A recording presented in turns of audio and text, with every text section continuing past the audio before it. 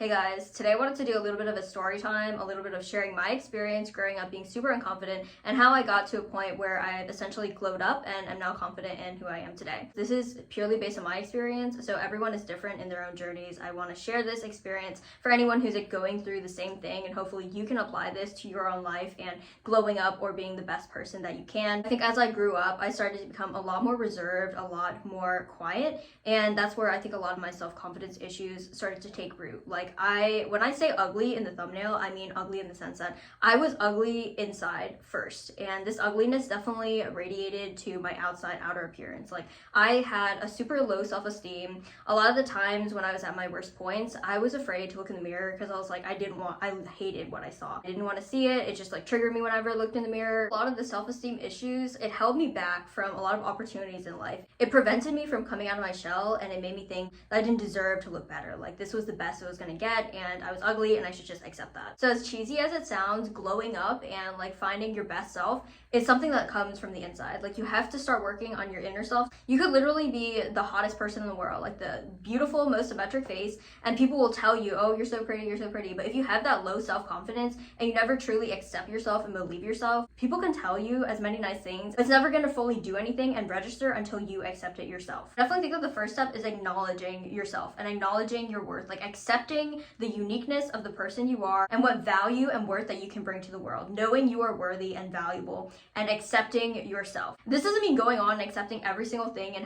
adopting this toxic positivity mindset where you're like, oh, everything's perfect, I literally don't have to change, and you're using this to justify destructive and bad habits and not identifying and sort of shying away from things you know you can change but you just don't want to change. So you're just like, oh yeah, self-love, self-image, right? You want to find a balance where you are accepting of yourself and what you can't change, but you still have the courage to accept the things that you can change, and you're willing to acknowledge what can you change, what are you unhappy about now, acknowledging that, how can you make this better, and being real with yourself. Hey, I don't like how I look, and being specific to what exactly do you not like about how you look. Is your fashion off? Do you not like how your nose is too big or something like that? When you identify what it is exactly that you want to work on, then you can start working on it. There are some things that we literally just can't change. For me, I'm literally the shortest person ever, and that's not going to change, but I can't identify things that I don't like about myself that I can change. Not even in a toxic nitpicking way either, right? Because it's all about balance. You don't want to say, I hate everything about myself, let me change every single thing about yourself. No, I think the ultimate thing is finding balance, right? Finding the things that you don't like about yourself that you can change and that you'd be happy to see change, and that would make you a better person and your best version of yourself if you change, while also appreciating the aspects of yourself that you can change or that you're happy that it adds to your own uniqueness as a person. This is a process that takes a lot of time. For me, it took place over the span of at least 2 or 3 years. And it also takes time. If you don't have that privilege of having time to be able to sit down and really evaluate yourself and work on these hobbies and habits that will help you change,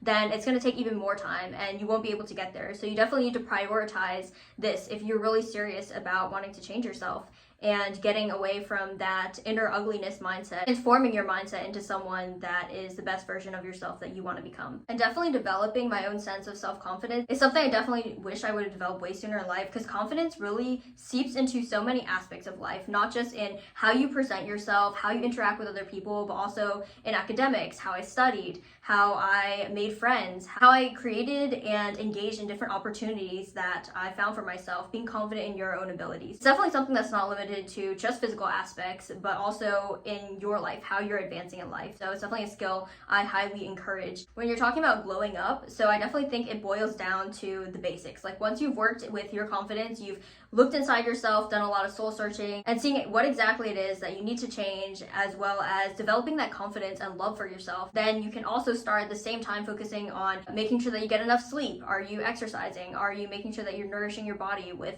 the adequate food and nutrients that you need? As well as learning, constantly striving to improve and be the best version of yourself that you can. In terms of physical, cosmetic beauty, one thing that's super important and one thing that I honestly sort of neglected until I started breaking freaking out during COVID when I was like binge eating is skin. Skin is literally the canvas. It's the foundation from which all of your other physical, facial aspects rest on. So you definitely don't want to neglect your skin. And the way that I had the worst acne. I had acne scarring. I was breaking out. My skin was inflamed. It was oily. It was horrible. It was like everything all at once. And everyone's skin is different. So there's different steps you can take from it. But at foundational value, if you take care of yourself in terms of getting enough sleep, rest, exercise, or having a proper diet, then your skin will also reflect this. And if you do have other conditions that prevent it and, lifestyle changes aren't making it, then I also had to see a dermatologist too, because there were just certain breakouts that had to be addressed from a medical standpoint. So definitely don't be afraid to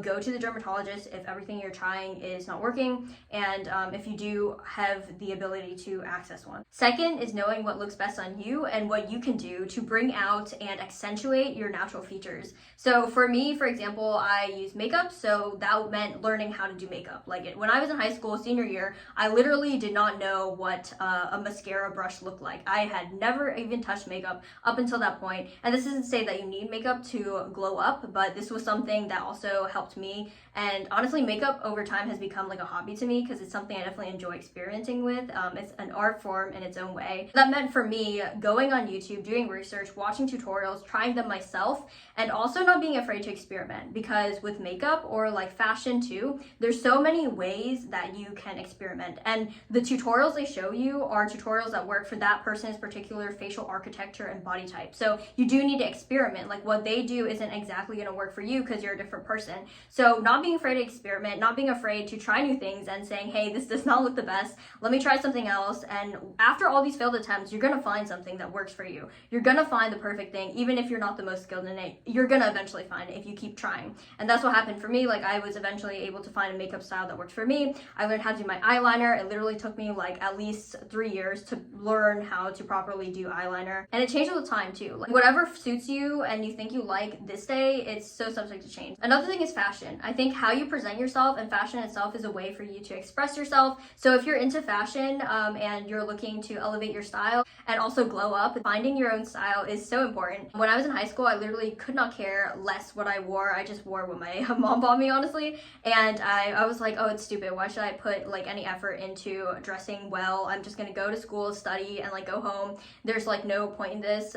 But now I'm like, fashion to me too is also a hobby. It's a way to express yourself. So if you're into fashion, then start trying to find your own fashion. Like explore with a ton of new different things. I watched a bunch of fashion videos on advice regarding how I could dress according to, I'm honestly like really short, so like how could I dress to flatter a short figure, as well as different style inspirations too. So it's literally experimenting is the way to go. Literally being comfortable with yourself and learning how to dress, apply makeup, have fashion that accentuates who you are and brings out those unique aspects of yourself is such a life hack. I used to try to wear like super dark mascara, dark eyeshadow, and I learned eventually that this was really not flattering for the type of facial features I had, for like my hair color, my skin tone. So when I adjusted this and switched to more of a lighter makeup concept, that really allowed me to open my eyes, and I looked so much better, like instead of trying to be something that I wasn't. Find what works for you and learn how to bring out those natural features that you have. It also comes down to finding your fit. Like you could try some kind of fashion influencer's